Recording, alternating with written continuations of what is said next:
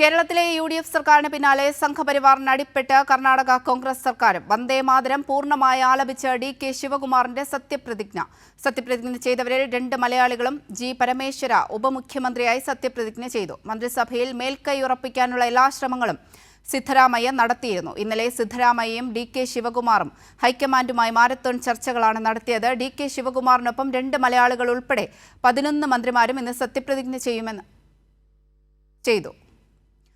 വിവരങ്ങളുമായി വിഷ്ണു കൂടി ചേരുന്നുണ്ട്. വിഷ്ണു, അങ്ങനെ ഡി.കെ. ശിവകുമാർ മുഖ്യമന്ത്രിയായി സത്യപ്രതിജ്ഞ ചെയ്തിരിക്കുകയാണ്. ഈ കേരളത്തിലെ സത്യപ്രതിജ്ഞാ ചടങ്ങിൽ വന്ദേമാതരം ആലപിച്ചതിനെ തുടർന്ന് വലിയ രീതിയിലുള്ള വിമർശനങ്ങളൊക്കെ ഉയർന്നിരുന്നു.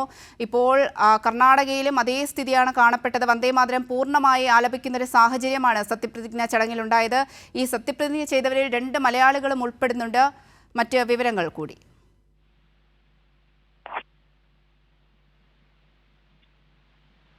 അവന്തിക്ക് എന്തായാലും 4 മണിയോടുകൂടി ലോക്ഭവനിൽ വെച്ചാണ് ഡി.കെ. ശിവകുമാർ മുഖ്യമന്ത്രിയായുള്ള സത്യപ്രതിജ്ഞ നടന്നത്. ഏതായാലും കോൺഗ്രസിന്റെ പ്രമുഖ നേതാക്കളൊക്കെ തന്നെ ഈ സത്യപ്രതിജ്ഞാ ചടങ്ങിൽ പങ്കെടുക്കാൻ എത്തിയിരുന്നു.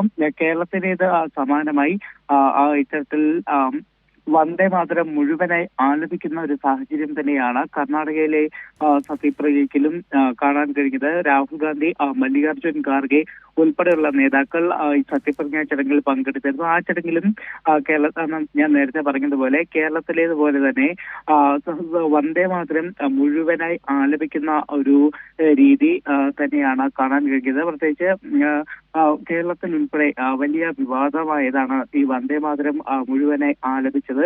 അത്തരത്തിൽ വിവാദം വലിയ തോതിൽ നിലനിൽക്കുന്ന ഒരു സാഹചര്യത്തിൽ തന്നെയാണ് കർണാടകയിലും വന്ദേമാതരം മുഴുവനെ ആലപിക്കാനായിട്ടൊരു തീരുമാനം കോൺഗ്രസ് എന്തായാലും കൈക്കൊണ്ടത്. അതോടൊപ്പം തന്നെ ഡി.കെ. ശിവകുമാർ എന്തായാലും മുഖ്യമന്ത്രി, അത് വലിയ അധികാര തർക്കങ്ങൾക്കൊടുവിലാണ് ഇപ്പോൾ ഡി.കെ. ശിവകുമാർ കർണാടക മുഖ്യമന്ത്രിയായി സത്യപ്രതിജ്ഞ ചെയ്തിരിക്കുന്നത്. ഡി.കെ. ശിവകുമാറിനൊപ്പം മറ്റ് മന്ത്രിമാരും ഇപ്പോൾ സത്യപ്രതിജ്ഞ ചെയ്തിട്ടുണ്ട്.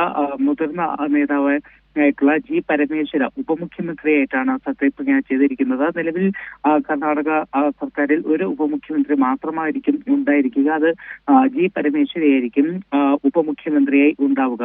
അവന്തിക. ശരി, വിഷ്ണുവാണ് വിവരങ്ങൾ നൽകിയത്.